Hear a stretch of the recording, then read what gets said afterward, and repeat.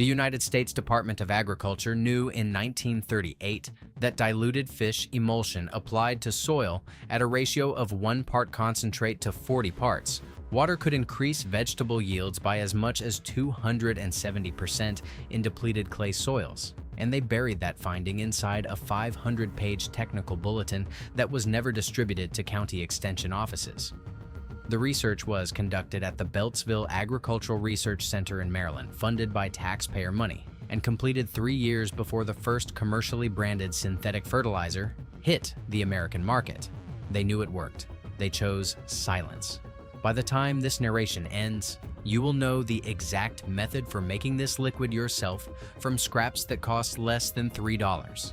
The precise dilution ratios that Amish growers in Holmes County, Ohio have used since the early 1800s, and the step-by-step application calendar that turns even the most exhausted backyard plot into soil so productive your neighbors will think you are lying about your harvest. This is not a folk remedy dressed up as science. The biochemistry behind fish-based soil amendments is among the most well-documented phenomena in agronomy, supported by peer-reviewed data stretching back over 80 years. What makes this story worth telling is not the science itself, but the economic machinery that ensured you would never encounter it in any garden center, agricultural classroom, or government pamphlet designed for the small grower. The knowledge survived anyway, and carried in the practices of communities that refused to depend on purchased inputs, communities that were routinely dismissed as backward, precisely because they would not participate in the economy that replaced what they already had. The Amish did not invent fish fertilizer. They inherited it from a tradition far older than their settlements in the New World. But they perfected the household-scale application of it, and they have never stopped using it. And the results on their farms are measurable, visible, and reproducible by anyone with a 5-gallon bucket and access to a fish market. The liquid itself is not the full story. It is the gateway into an entire system of soil feeding that industrial agriculture spent the better part of a century trying to erase, not because the system failed, but because it worked so well that it made their products unnecessary. When the Wampanoag people taught English settlers at Plymouth Colony to bury fish beneath corn seed in the 1620s, they were passing along a practice that had been refined across the eastern seaboard of North America for centuries. Archaeological evidence from middens along the Chesapeake Bay and the Connecticut River Valley shows fish remains deliberately interred in planting mounds as far back as the 1200s. The Cherokee maintained similar traditions in the southern Appalachian highlands, burying river herring and shad in their corn, bean, and squash hills. The practice was so widespread among eastern woodland peoples that early colonial agricultural manuals treated it as standard knowledge. A 1712 pamphlet printed in Boston instructed settlers to use alewives, a small river herring, at a rate of 2 fish per hill, and reported that fields treated this way produced 3 to 4 times the grain of untreated fields. What happened next is a story of deliberate economic replacement. By the 1840s, the guano trade had exploded. Peruvian bird guano, rich in nitrogen and phosphorus, became the first globally traded fertilizer commodity. American and British firms controlled the supply chains. Prices were set in London. A farmer who had previously fed his soil with fish scraps from the local river was now told by agricultural societies and newly formed land-grant colleges that guano was the modern scientific choice. The transition was not instantaneous. In rural Pennsylvania, in the valleys of Lancaster and Berks counties, Amish and Mennonite communities ignored the guano merchants entirely. They had been fermenting fish waste into liquid soil amendments since the early 1800s. A practice they adapted from both indigenous neighbors and German-speaking agricultural traditions brought from the Palatinate region. Their method involved packing fish offal, heads, bones, and viscera into wooden barrels, covering the material with water and allowing it to decompose for 4 to 8 weeks. The resulting liquid, dark brown and powerfully odored, was diluted and applied directly to the root zone of crops. It cost them nothing beyond the labor of collecting scraps from their own fish harvests or from neighboring fishing operations along the Susquehanna. The guano boom collapsed by the 1880s as deposits were exhausted. What replaced it was far more consequential.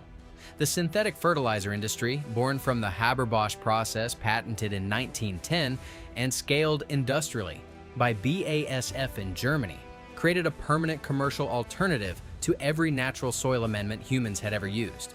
By 1953, synthetic nitrogen fertilizer production in the United States had reached 2.7 million tons annually. The industry was worth an estimated $1.3 billion in that year alone.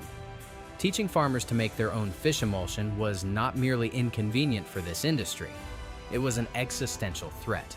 A farmer who feeds his soil from waste products he collects for free is a farmer who never walks into a farm supply store. The math is straightforward. The land-grant university system, Mike's funded in part by grants from chemical manufacturers, adjusted its curriculum accordingly. By the late 1950s, not a single major agricultural extension publication in the United States included instructions for preparing fish-based fertilizer at home. A generation of knowledge vanished from the official record in less than 20 years. What was lost was not simply a technique. It was the understanding that soil is a living system that feeds itself when you feed it correctly. Now here's where the science becomes impossible to ignore, and where you begin to understand why your tomatoes, your peppers, your squash, everything you have tried to grow in your backyard or on your small acreage has never performed the way your grandparents described theirs performing. Fish emulsion is not simply a source of nitrogen. That is what the simplified garden center version of the story tells you, and it is a fraction of the truth. When fish tissue decomposes in water, it releases a complex suite of compounds that no synthetic fertilizer has ever replicated. The primary nutrients are there: nitrogen at roughly 5%, phosphorus at 2%, potassium at 2%, the familiar numbers you see on a bag of commercial fertilizer. But those numbers are the least important part of what fish emulsion delivers. The critical compounds are the ones that never appear on any fertilizer label.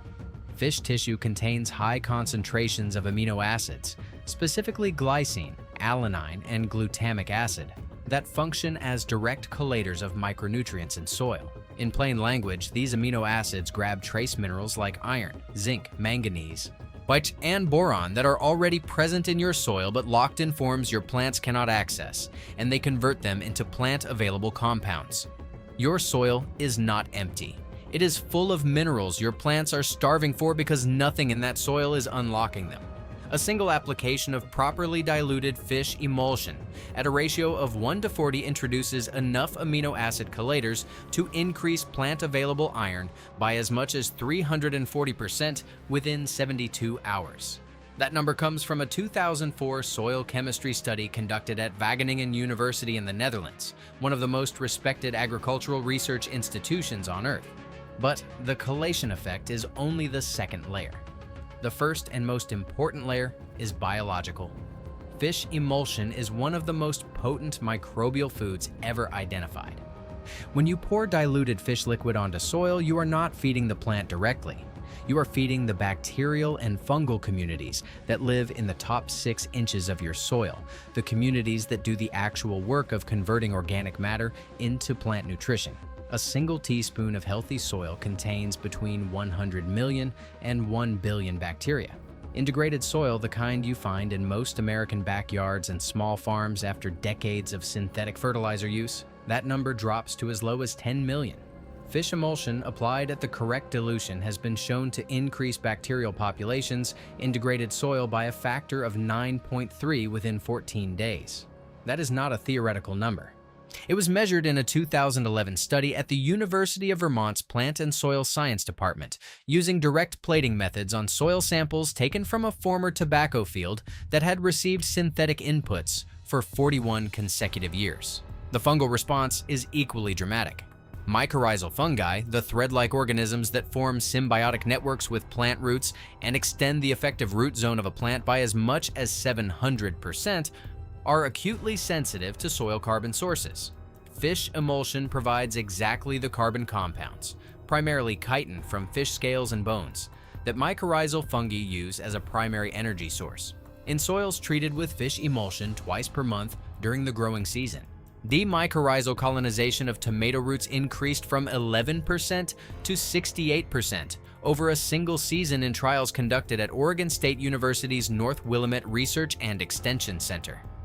68% colonization means each tomato plant is effectively operating with a root system nearly 7 times larger than what you see when you pull it from the ground.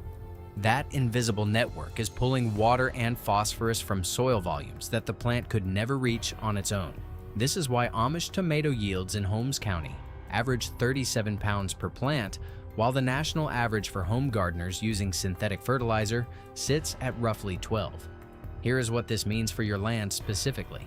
If you have been gardening or farming with synthetic fertilizer for more than 5 years, your soil's microbial population has been suppressed to a fraction of its natural capacity.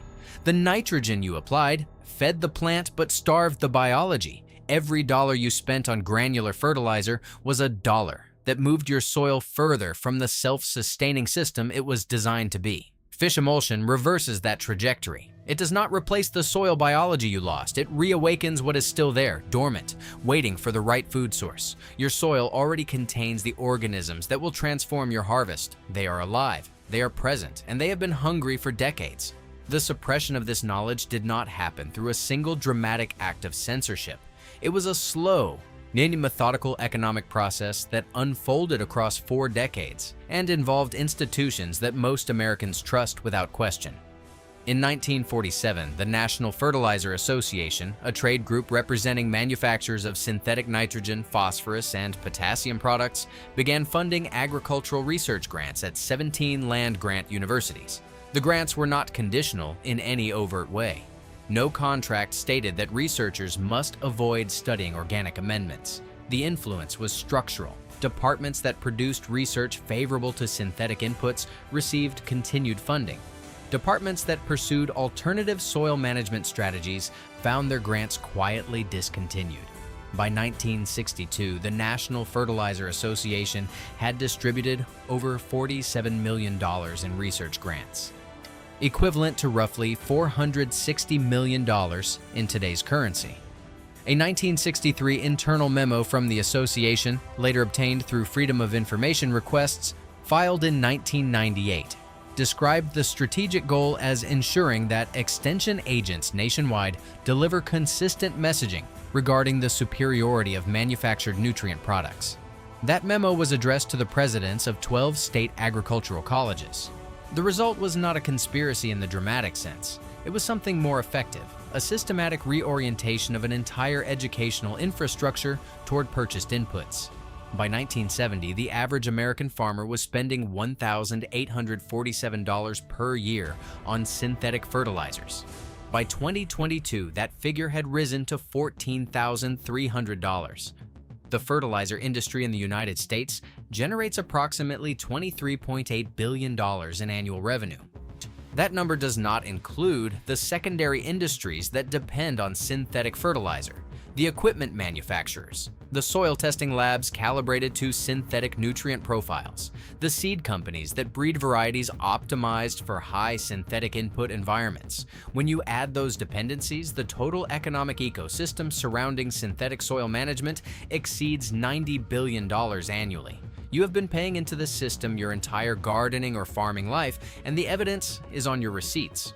Walk into any garden center in April and look at the fertilizer aisle. A 40-pound bag of 10-10-10 granular fertilizer costs between $18 and $26 depending on brand and region. That bag will feed a moderate garden for approximately 6 weeks before it needs to be reapplied. Over a single growing season, a half-acre garden will consume between 4 and 7 bags. That is somewhere between $72 and $182 spent on a product that actively degrades the biological system your soil needs to function independently.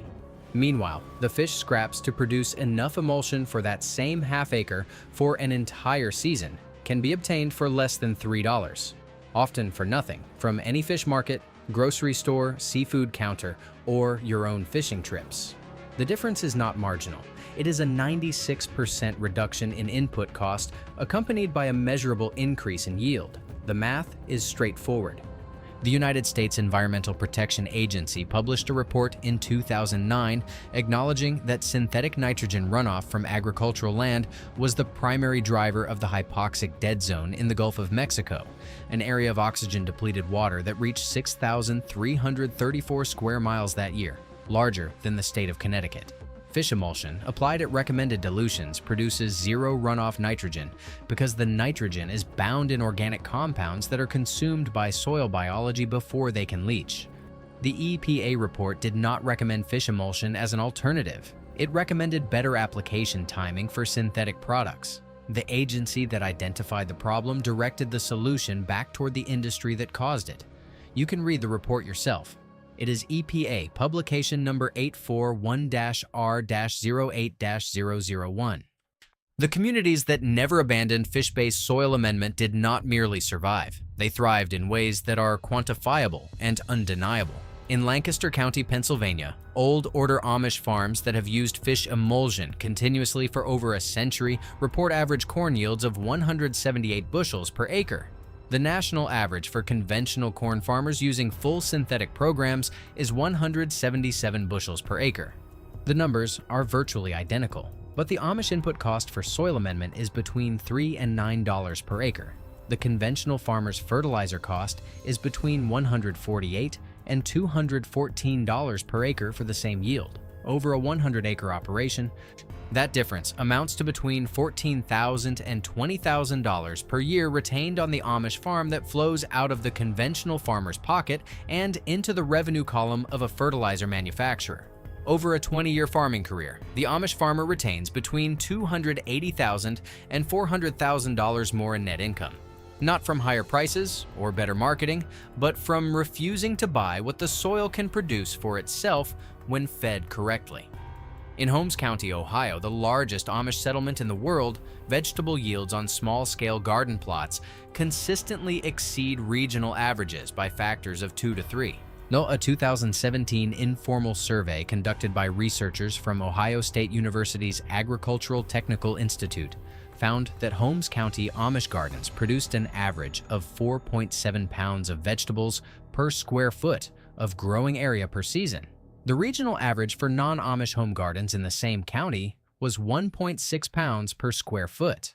The Amish gardens received no synthetic inputs of any kind. Their primary soil amendment was fish emulsion prepared in the traditional barrel method, supplemented with composted animal manure and wood ash. The researchers noted that soil organic matter content in the surveyed Amish gardens averaged 8.4%, compared to 2.1% in neighboring conventional gardens.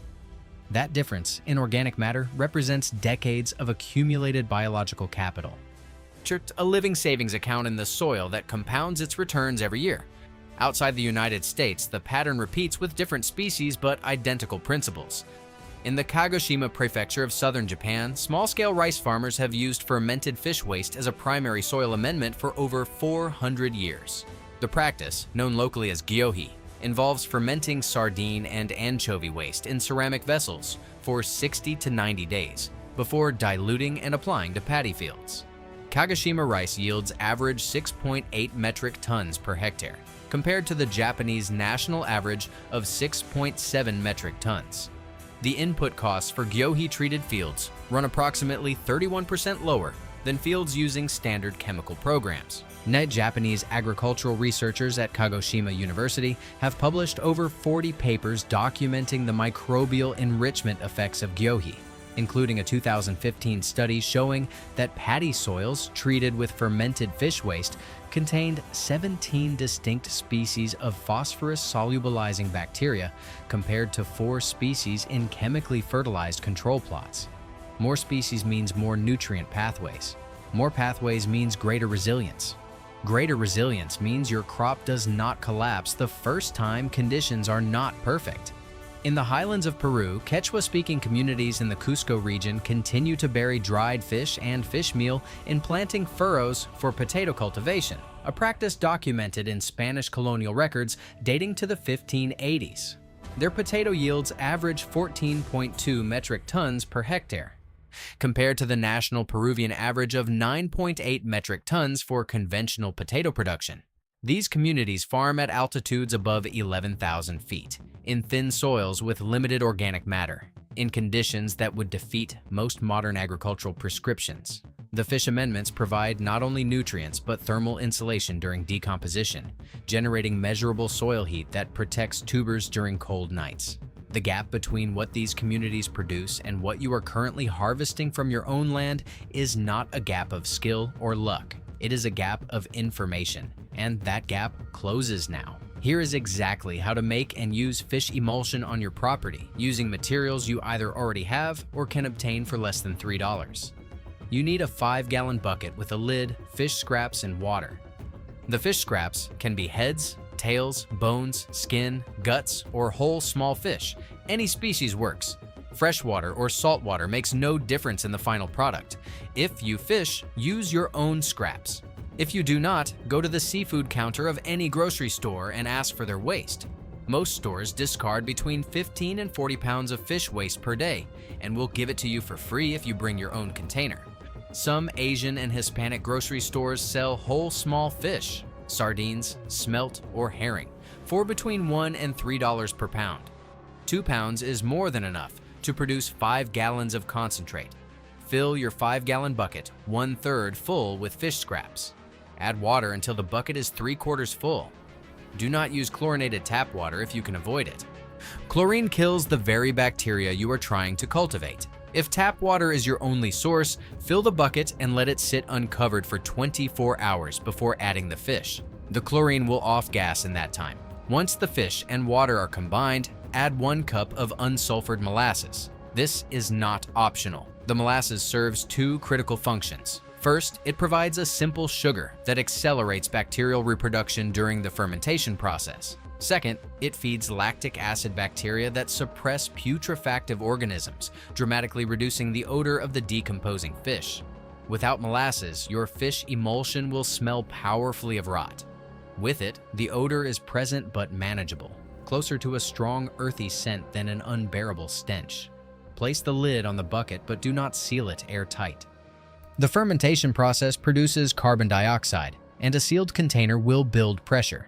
Drill a 1/4-inch hole in the lid, or simply rest the lid on top without snapping it closed. Place the bucket in a location that receives some warmth but is out of direct sun. A garage corner, a shed, or a shaded spot along the north side of your house works well. Stir the mixture once every 2 or 3 days using a stick or old broom handle. You will see bubbling during the first 2 weeks. This is active fermentation, and it means the process is working correctly.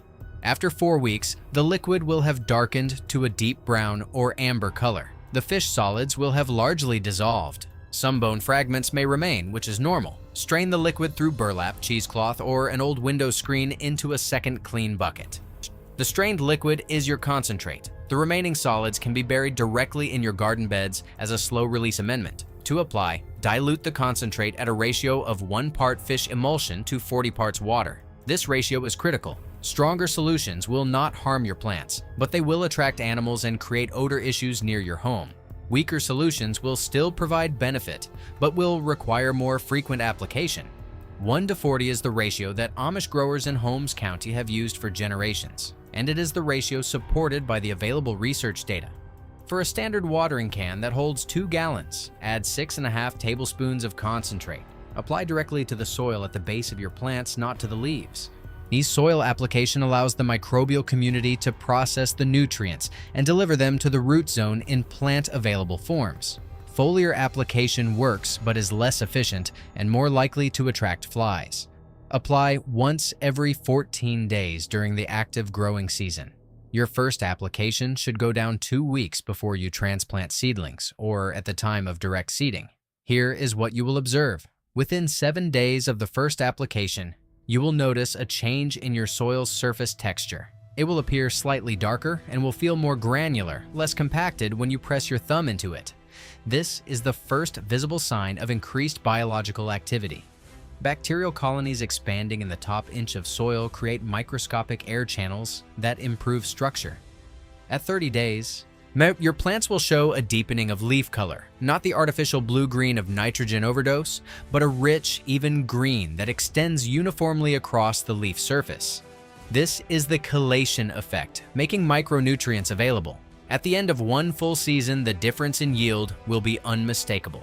Gardeners who have made this transition consistently report harvest increases between 60 and 270%, depending on how degraded their soil was at the starting point. The three most common failure points are easy to avoid. First, some people seal their fermentation bucket airtight and create anaerobic conditions that produce hydrogen sulfide, the rotten egg smell that makes the product unusable. Keep that lid loose. Second, some people apply undiluted concentrate directly to young seedlings and burn the roots. Always dilute. Third, some people try to speed the fermentation by placing the bucket in direct sun. Excessive heat above 95 degrees kills the beneficial bacteria and creates a putrid slurry instead of a properly fermented emulsion. Keep it warm but shaded. What most people never discover, and what even many experienced fish emulsion users do not realize, is that the same liquid is one of the most effective natural pest deterrents ever documented. The amino acids and oils present in fish emulsion create a scent profile in the soil that repels root-feeding nematodes, specifically the southern root knot nematode, Myloidogon incognita, which causes an estimated $1.2 billion in crop losses annually in the southern United States alone. A 2008 study at Auburn University demonstrated that soil treated with fish emulsion at standard dilution showed a 73% reduction in root knot nematode egg masses compared to untreated control plots. You are not just feeding your soil, you are protecting it. Every application is simultaneously a fertilization event and a pest management event, and you are accomplishing both for pennies. The result, when everything aligns, is a garden that looks different from anything your neighbors are producing. Tomato plants that reach 7 feet with stems as thick as your thumb. Pepper plants so loaded with fruit that the branches require staking, not because the variety is tall, but because the sheer weight of the harvest would snap them otherwise. Squash vines that run 20 feet and produce fruit at every other node. Soil that smells like a forest floor when you turn it, dark, sweet, alive. That is what healthy soil smells like. If your soil smells like nothing or like dust, it is biologically asleep. Fish emulsion is the alarm clock. Once you understand the principle that soil is a biological system that performs best when fed biological inputs, a much larger world of practice opens in front of you. Fish emulsion is the foundation, but it is not the only pillar. The same barrel fermentation method works with comfrey leaves, which concentrate potassium and calcium at rates no other temperate plant can match. A parallel technique using fermented seaweed, specifically brown kelp of the genus Laminaria, delivers a suite of plant growth hormones, cytokinins, and auxins that stimulate root branching and fruit set in ways no synthetic product replicates. Amish and Mennonite growers in the Shenandoah Valley of Virginia layer all three, fish, comfrey, and seaweed, in a rotating 2-week application schedule that provides the full spectrum of macro and micronutrients plus biological stimulation throughout the growing season. Their input cost for an entire acre of diversified vegetables is under $12 per year. Korean natural farming, developed by Master Cho Han-kyu in the 1960s, operates on identical principles using fermented fish amino acids as a cornerstone preparation. Cho's system has been adopted by over 30,000 small farms across South Korea, the Philippines, and Hawaii. The fish amino acid preparation, called FAA in that tradition, is made by the same barrel method using brown sugar instead of molasses, producing a nearly identical product. When you learn to make fish emulsion, you have not learned one technique. You have learned the gateway preparation of at least 3 major traditional farming systems spanning 3 continents. The knowledge is the same. The names change. The results do not. The natural next question, and it is the one that matters most for anyone managing more than a backyard plot, is how to scale biological soil management across a full homestead operation, integrating animal systems, perennial plantings, and annual crops into a single self-feeding loop where purchased inputs eventually drop to zero. What you hold now is not a gardening tip. It is a piece of agricultural heritage that was nearly extinguished by an industry that profits from your dependence on their products. The Amish did not preserve this knowledge because they are romantic or old-fashioned. They preserved it because it works, because it costs almost nothing, because it makes the soil better every year instead of worse, and because it makes a farmer free. Freedom is not a philosophy for people who grow their own food. It is a measurable condition. It is the distance between what you need and what you have to buy. Every dollar of input you eliminate is a dollar of independence you gain. Every biological cycle you restore to your soil is a season you do not spend at the mercy of a supply chain, controlled by people who have never touched the ground you walk on. Your grandparents knew something about soil that was deliberately removed from the public record. You now know it too. What you do with it is between you and your land. The soil remembers what it was fed.